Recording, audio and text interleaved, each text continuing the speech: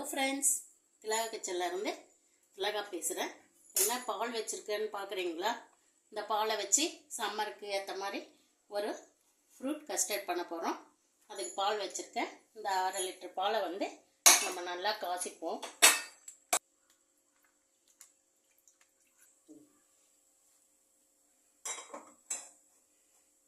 இந்த பாலை காய்ச்சிக்கலாம். நல்லா திக்காக ஆகட்டும், சுண்டி வர வரைக்கும். நான் கொஞ்சம் சிம்மில் வச்சிடுறேன்.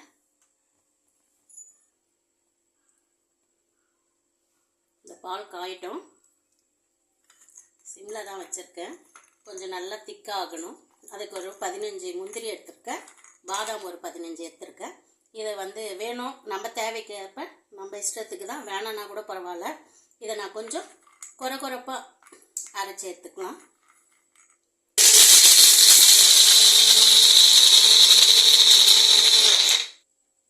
கஸ்டர்ட் பவுடர் எடுத்துருக்கேன். இதில் ஒரு 4 டீஸ்பூன் எடுத்துக்கலாம்.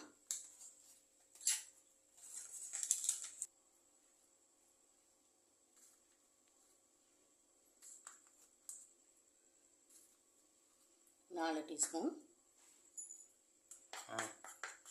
கொஞ்சம் தண்ணி ஊற்றி மிக்ஸ் பண்ணிக்கலாம். ஒரு பேஸ்ட் மாதிரி பண்ணிக்கலாம். பால் நல்லா பொங்கி வருது. இதில் வந்து நம்ம சர்க்கரை கூட அவங்கவுங்க விருப்பம்தான். சில பேர் சுகர் நிறைய சாப்பிடுவாங்க, இனிப்பு பிடிக்கும். சில பேர் கம்மியாக சாப்பிடுவாங்க. இதில் வந்து நம்ம ஃப்ரூட்ஸ்லாம் வேறு போட போகிறோம். அதனால் நான் வந்து 5 டீஸ்பூன் சுகர் எடுத்துருக்கேன். இதை போட்டுடலாம். கொஞ்சம் திக்காக ஆகட்டும், கிளறிட்டே இருக்கலாம். இப்போ நம்ம கரைச்சி வச்சுருக்க கஸ்டர்ட் பவுடரை இதில் ஊற்றிடலாம்.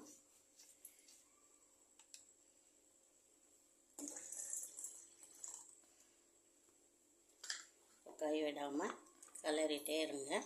ஒரு திக்கான பதம் வரும். அது வரும்போது நம்ம ஆஃப் பண்ணிடலாம். திக்காகுது. இன்னும் கொஞ்சம் நேரம் திக்காகட்டும். ஏலக்காய் பவுட்ரு ஒரு 1/4 டீஸ்பூன் போட்டுக்கிறேன்.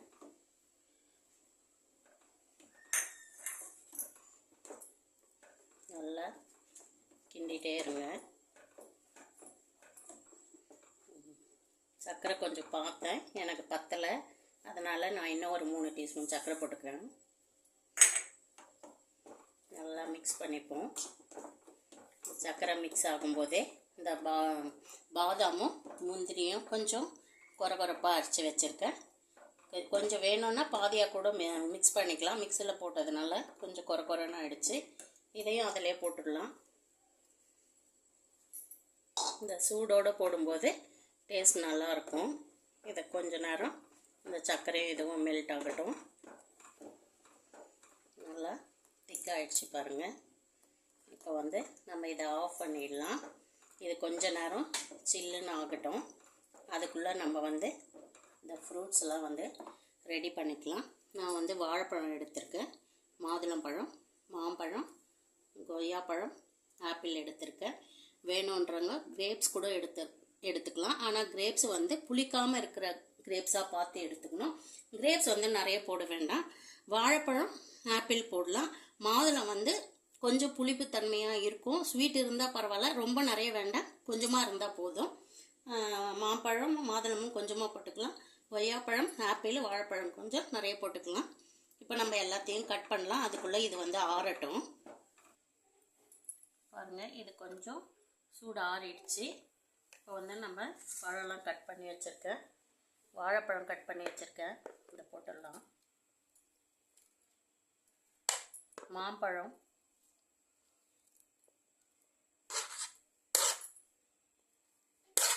கொய்யாப்பழம், இது வந்து உங்கள் தேவைகளுக்கு ஏற்ப நீங்கள் போட்டுக்கலாம், கூட குறைய எடுத்துக்கலாம். மாதுளம்பழம் மட்டும் புளிப்பு இருக்கான்னு பாருங்கள். புளிப்பு இருந்தால் சும்மா ஒரு டீஸ்பூன் கூட போட்டுக்கலாம். இதில் புளிப்பு இல்லை, ஸ்வீட்டாக தான் இருக்குது. அதனால் நான் அப்படியே போடுறேன். ஆப்பிள்,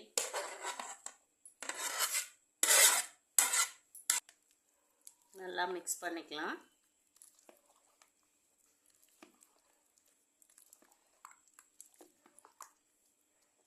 இதை அப்படியே ஒரு பவுலில் ஊற்றிக்கலாம்.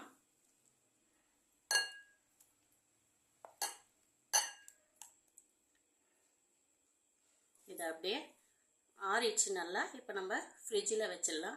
ஃப்ரீசரில் வைக்க வேண்டாம். உடனே வேணும் அப்படின்னு சொன்னேன்னா ஃப்ரீசரில் வச்சுட்டு கொஞ்ச நேரம் எடுத்து ஃப்ரிட்ஜில் மாற்றிடுங்க. அப்புறம் இப்போ நான் வந்து ஃப்ரீசரில் வச்சுட்டு ஒரு 1/2 அன் ஹவர் கழித்து உங்களுக்கு காமிக்கிறேன். வீடியோக்காக நான் ஃப்ரீசரில் வைக்கிறேன்.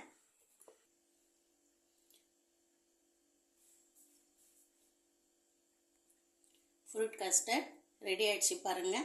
இதை வந்து ஃப்ரீசரில் 5லேருந்து 8 மணி நேரம் வச்சுருங்கன்னா அது செட் ஆகிடும். அதுக்கப்புறம் எடுத்து சாப்பிட்டா ரொம்ப டேஸ்ட்டாக இருக்கும். குழந்தைங்களுக்கு எல்லாருக்குமே பிடிக்கும். எல்லா ஃப்ரூட்ஸும் இருக்குது. ஃப்ரூட்ஸ் சாப்பிடாத குழந்தைங்க கூட இந்த மாதிரி பண்ணி கொடுத்தா நல்லா சாப்பிடுவாங்க. இந்த சம்மரில் இந்த மாதிரி செஞ்சு கொடுத்துங்க. இந்த வீடியோ பிடிச்சிருந்தா லைக் பண்ணி, ஷேர் பண்ணி, கமெண்ட் பண்ணுங்கள். ஓகே, பாய்.